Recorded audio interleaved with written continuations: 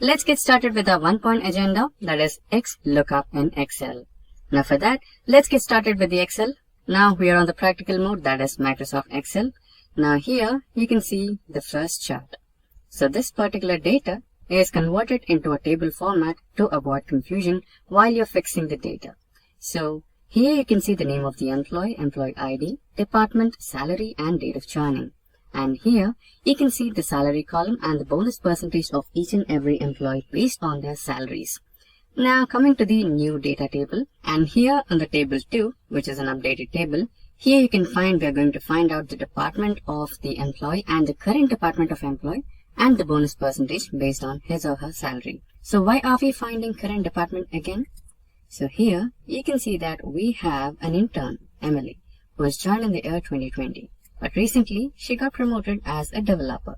So her department has been changed from department intern to department developer in 2021. So that's what we're going to find out here in the current department using XLookUp. Now let's start to implement XLookUp.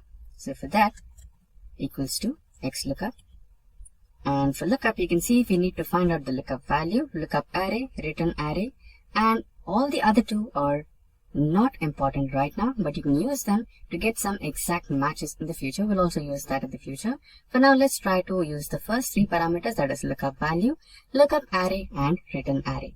So the lookup value is the name of the employee, Mary, and lookup array is right here, which is this one. Now we're going to select the lookup array, then comma, and we're going to look up the department. So this is the department lookup array, and that's all we need. Close the bracket and press enter. Okay, I think we missed out the lookup value. So the employee or the lookup value which we required was missed, so I've added it here. So that is the lookup value, the first one, which is Mary, and there you go. Press enter and you have the department here. Now let's add it to all the rows, and here you have all the rows and all the data related to all the employees. Now we will find out the current department. As you can see, here you have Emily as intern, which is the older data. But what if we needed the latest data, that is the developer in the year 2021, right? For that you might want to work the XLookUp formula a little bit. So let's try that. XLookUp, lookup value, which is the same, and comma. Now where you have to look for the array, that is lookup array, this one, and the return array, which happens to be this one. And next,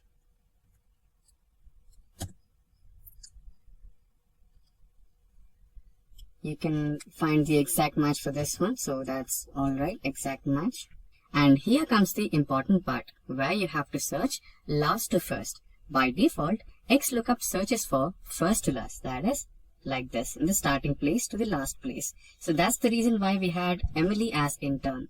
So now if we give last to first, then it retrieves the latest data where Emily will be shown as developer. Now select that, and now you can close the brackets and press enter.